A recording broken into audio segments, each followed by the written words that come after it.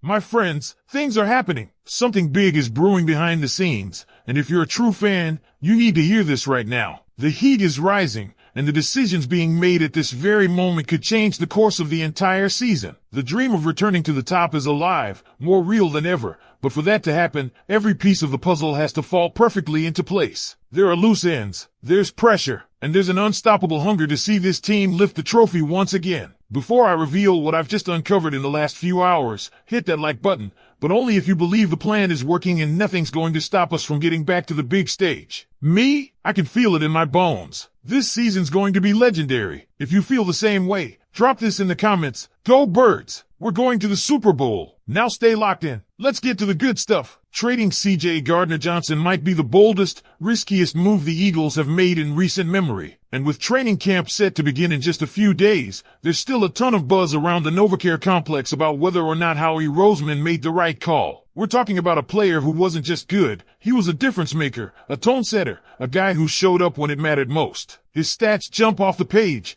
12 interceptions in just 28 games as an Eagle, and that's from the safety position. That kind of production is almost unheard of in today's NFL. And now, he's gone, traded to make room for a player who hasn't proven anything close to that impact, Kenyon Green, a former first-round pick who has struggled mightily since entering the league. The real sting here for a lot of fans, and let's be honest, for a lot of people inside the organization too, is that this wasn't a move that had to happen. The Eagles had the cap space. They're not up against the wall in terms of extensions for key young players. Jalen Carter, Nolan Smith, they're not eligible yet. The only guy that maybe needed to be taken care of early was Reed Blankenship. And with the way the safety market has exploded, sure, that might mean paying him around $15 million per year, but it's still manageable, especially if you believe this team is in a championship window right now. And they are. They just won the Super Bowl. So why pull the plug on a player like CJ who was such a big part of that success? This isn't a one-dimensional loss either. Gardner-Johnson brought so much more than just stats to the field. His positional versatility was unmatched. He could play in the slot. He could play deep. He had the instincts, the anticipation,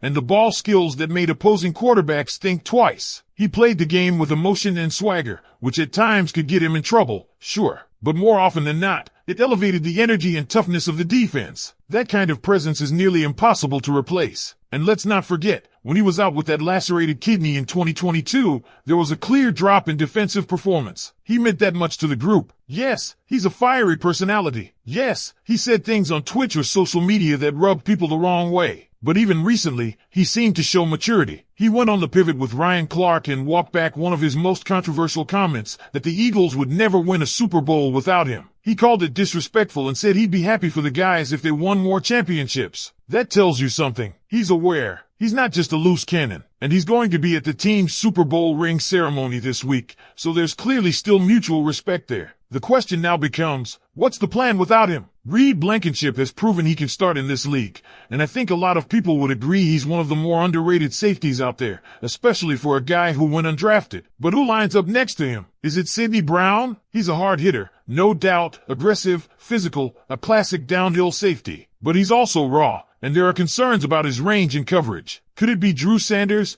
the second-round rookie out of Texas? He's got a similar profile to CJ, former nickel defender, now transitioned to safety. He ran a 4.4 at the combine and allowed the lowest passer rating when targeted among all college safeties last year. The tools are there, but again, he's a rookie. There's risk involved. Behind those two, you're looking at Andre Sam, Treston McCullum, Louis Cine. It's a long list of guys, and someone might step up, but none of them bring what CJ did. Not yet, anyway. You could have had those guys competing with Gardner-Johnson, not instead of him. That's the part that's hard to digest for fans who wanted to see this Super Bowl team run it back at full strength. And that's before you even look at what the Eagles got in return. Kenyon Green and a late-round pick. Green's tape from last season was tough to watch. He's been one of the lowest-rated interior linemen in football since entering the league. Maybe Jeff Stoutland can work his magic. If anyone can, it's him. But that's a gamble. And giving up a proven star on defense for a project defensive lineman isn't the kind of move you make lightly when you're chasing back-to-back titles. And let's talk about Saquon Barkley. His 2024 campaign was historic. Over 2,000 yards from scrimmage, over 13% of his carries went for 10-plus yards, nearly 24% resulted in a first down or touchdown, and he led the league in touches while taking minimal damage. That speaks volumes about both his efficiency and the offensive line in front of him. Jordan Mailata, Landon Dickerson, Cam Jurgens,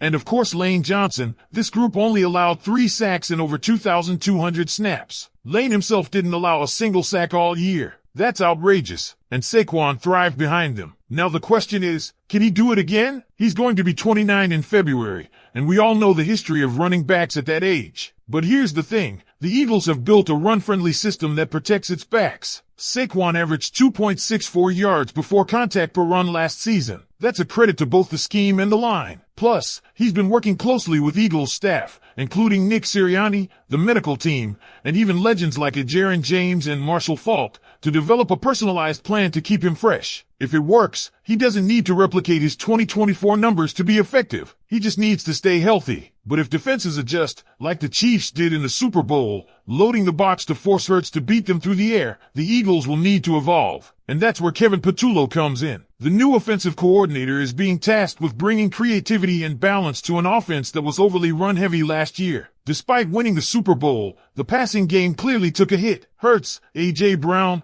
and DeVonta Smith weren't all clicking at the same time, largely because they weren't all on the field together consistently. Dallas Goedert missed time. Brown and Smith were only on the field together for about 59% of the snaps. If Patullo can integrate them more effectively, and if they stay healthy, this offense has another gear. The goal is unpredictability. Be able to beat teams any way you want, whether it's through the air or on the ground. So here's what I want to know. Do you think the Eagles will end up regretting the decision to trade away CJ Gardner-Johnson? Let me know in the comments. And while we're on the topic of regret, the upcoming season will be the ultimate test. The Eagles may have won the Super Bowl last year, but sustaining that level of success demands even better decision-making the following offseason. Trading away a player like Gardner-Johnson, someone who makes big plays, reads offenses at an elite level, and lifts the entire defense with his energy, puts a lot of pressure on the rest of the roster to step up, especially the young and relatively unproven pieces. It's not just about replacing production, it's about replacing identity. He was the heartbeat of that secondary, and now, someone else has to carry that load. One possible X factor is the continued development of Reed Blankenship. What a story he's been, a UDFA who has not only stuck around but established himself as a legitimate starter. He's instinctive, physical, and plays with a chip on his shoulder. But even if he's ready to elevate into a true number 1 safety,